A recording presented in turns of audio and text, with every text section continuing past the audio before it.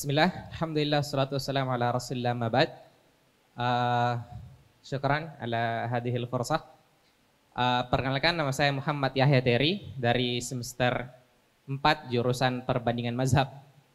Ini pertanyaan yang mungkin masyhur di kalangan teman-teman. Ini sedikit berkisah sebelum masuk ke situ. Saya punya teman 3 orang di kampung yang saya ajak masuk ke Stiba. Sekarang mereka kelas 3 SMA sudah tamat. Saya ajak untuk masuk ke Stiba untuk belajar agama. Cuman dari mereka semua mau, alhamdulillah. Cuman orang tuanya yang mengatakan bahwasanya, nak, kalau engkau belajar agama nanti mau kerja di mana, seperti itu. Kalau engkau belajar agama nanti mau kerja di mana, seperti itu. Kemudian kami kasihkan analogi bahwasanya bukankah tidak sedikit dari ulama-ulama Islam yang juga memiliki harta dan sebagainya. Akan tetapi orang tua dari dia mengatakan bahwasanya jika dibandingkan dengan orang yang tidak belajar agama, maka tentu mereka lebih banyak, seperti itu. Pertanyaannya di sini, kami butuh jawaban untuk membantah argumen-argumen yang seperti ini, karena kemudian di kampung terserang teman-teman yang bergerak di bidang agama itu sangat minim, sehingga kemudian kami berupaya merangkul mereka, akan tetapi dihalangi dari keluarga sendiri, seperti itu.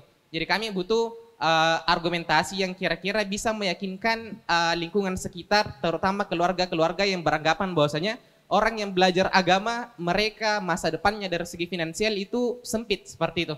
Mungkin ini, syukran. Assalamualaikum warahmatullahi wabarakatuh. Terima kasih. Antum dengar pertanyaan yang akhir nih ya. Yang pertama, jangan belajar agama kerana ingin mencari harta dunia. Itu dulu. Tanah. Bersihkan itu. Kalau itu ada, rusak ilmu, tidak diberkati. Quran kata dalam suratul An'am, ulaika alladzina hadallah fabihudahu muqtadih. Qul la as'alukum alaihi ajra in huwa illa dzikra lil alamin.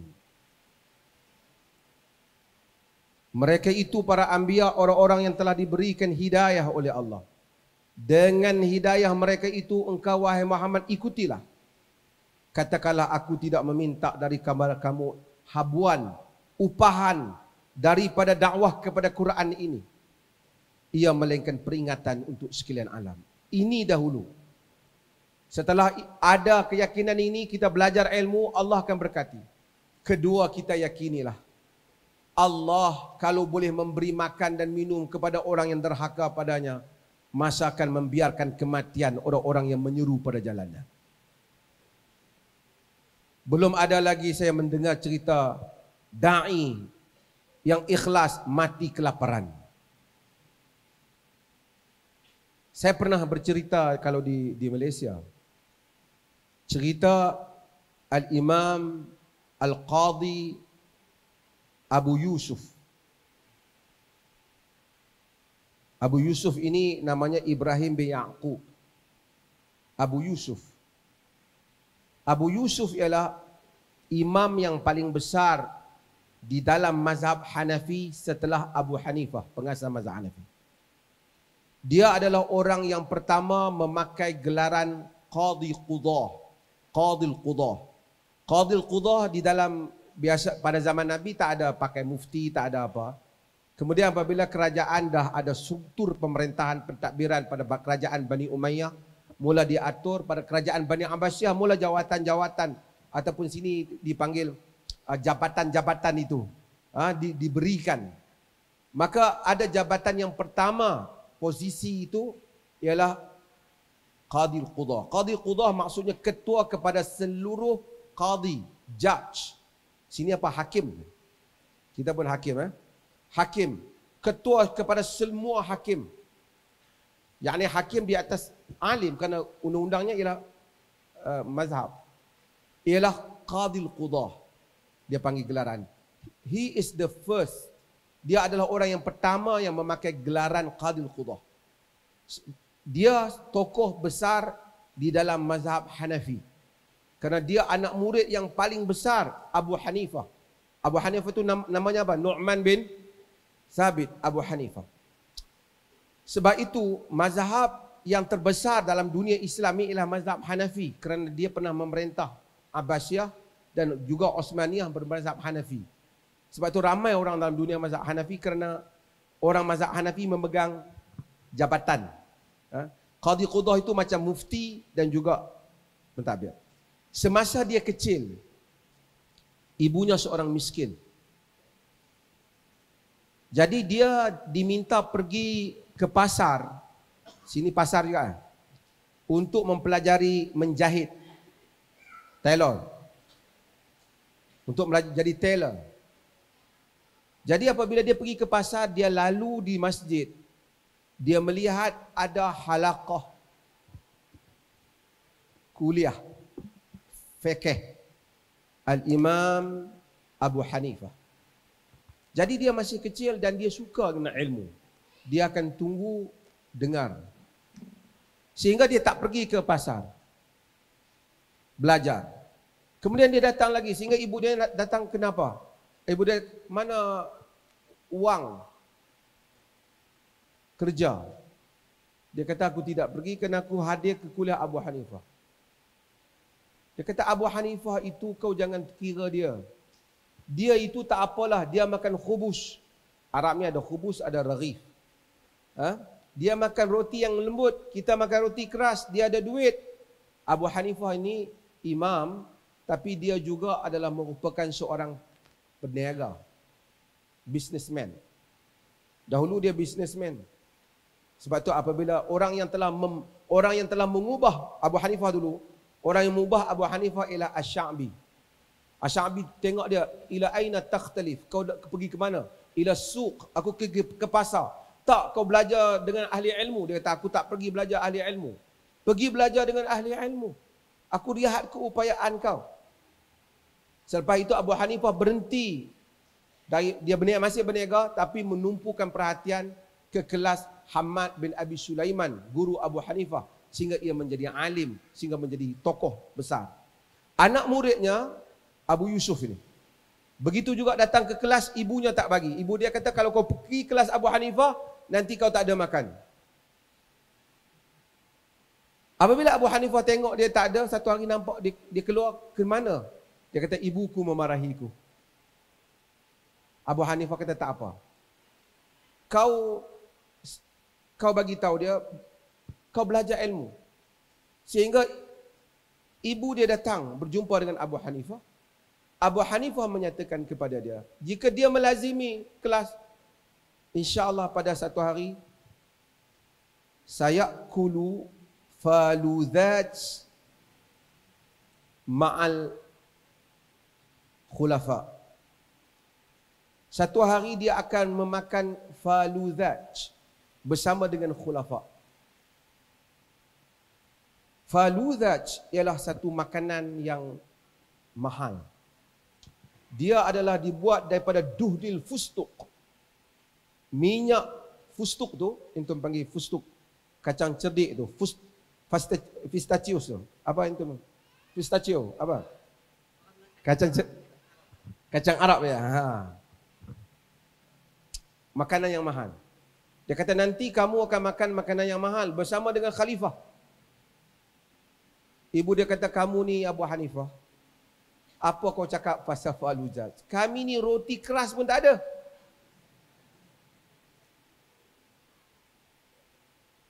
Abu Hanifah tak apa. Hari-hari Abu Hanifah bagi duit kepada Abu Yusuf supaya bagi pada ibunya yang gunakan untuk dia dan terus belajar. Abu Hanifah bagi beasiswa kepada dia. Sehinggalah Abu Yusuf akhirnya berjaya menjadi alim besar setelah beberapa belas tahun melazimi Abu Hanifah. Sehingga apabila Abu Hanifah tidak ada, Abu Hanifah dulu menolak jabatan sebagai Qadhi Qudah. Khalifah keras dengan Abu Hanifah, dia ambil tindakan. Abu Yusuf, dia lihat itu bukan jalannya, dia mengambil jabatan itu, dia menjadi Qadhi Qudah. Satu hari ketika dia makan dengan khalifah, dihidangkan faludhat. Kata khalifah, a'tihu lil qadhi. fa innahu qalilan ma an yusna'an lana. Bagi pada qadi, kita pun jarang-jarang dibuat faluzaj ni. Bila Abu Yusuf tengok, dia kata, ini apa? Kata dia, faluzaj. Tersenyum Abu Yusuf. Khalifah kata, kenapa kau tersenyum? Dia kata, tak ada apa. Kau bagi tahu. Beritahu. Dia kata, aku teringatkan guruku Abu Hanifah. Ketika ibu aku tidak benarkan aku belajar, takut tidak ada makan. Abu Hanifah kata, kau belajarlah ilmu. Nanti jika Allah kehendaki, engkau akan dapat makan faluzaj bersama dengan khalifah. Hari ini aku dapat makan faluzaj bersama dengan khalifah. Abu Hanifah sudah tak ada. Kata khalifah, rahimallahu Aba Hanifah wa kana yara bi'aini aqlihi la bi'aini ra'sihi. Allah merahmati Abu Hanifah kerana ia melihat sesuatu dengan akalnya yang bersinar, bukan dengan matanya. Allah akan memberkati penuntut ilmu. Allah akan merezekikannya. Jika tidak kerana saya ini, walaupun bukanlah banyak ilmu, sedikit saja, terlalu sedikit nak dibandingkan. Kalau tidak kerana ilmu, saya tidak boleh berdiri juga di sini. Dan tidak pula boleh makan coto Makassar.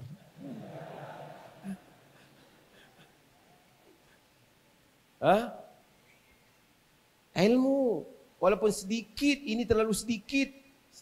Hanya kerana menghafal beberapa perkataan Quran dan hadis, dapat juga saya datang ke sini, berucap di sini dan merasai makanan Makassar dan negara-negara yang lain. Jangan takut.